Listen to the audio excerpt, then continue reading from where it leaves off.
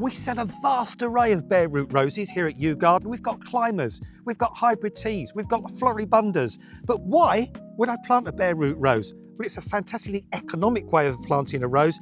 It's great for the environment as well because there's no pots or compost. So how do I plant a bare root? Well, critically, the most important thing is this little bit here called the union, or what we call the knuckly bit, needs to be at least 1 inch to 2 inches below the final soil level.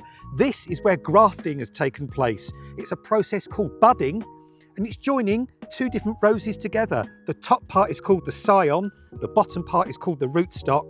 They've been brought together to create a really vigorous rose, but that's also compact and not going to get too big for you, meaning you can grow them in pots or in the ground, and whichever way you plant them, in the ground or in a pot, it's the same process. We're using our professional compost. We've filled this pot up about halfway and just dropped the root in to see how it fits, because you want to make sure the final soil level is about 1 inch below the top of the pot so you can water nicely at the end and it doesn't cascade over the top.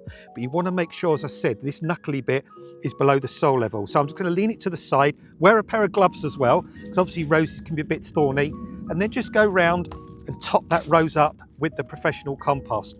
You can lift it up to centre it, and if you ever get any really, really big roots that stop you from planting the rose dead centre, they're really big chunky roots, you can trim those back a little bit if you need to, because it's nice to have the rose nicely centred in the middle of the container.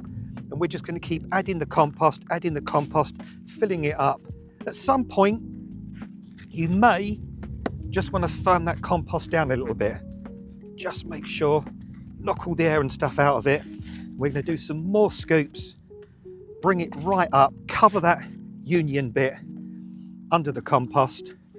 And the good thing about that as well, it means the rose will grow away very, very well. It will become established. It will stop it rocking about in the wind in the winter time, which is important, because just imagine if this rose is blowing about in the wind and the root isn't stable in the ground, it could snap the roots, it could damage the roots, and that's not going to be good for the health of the rose itself.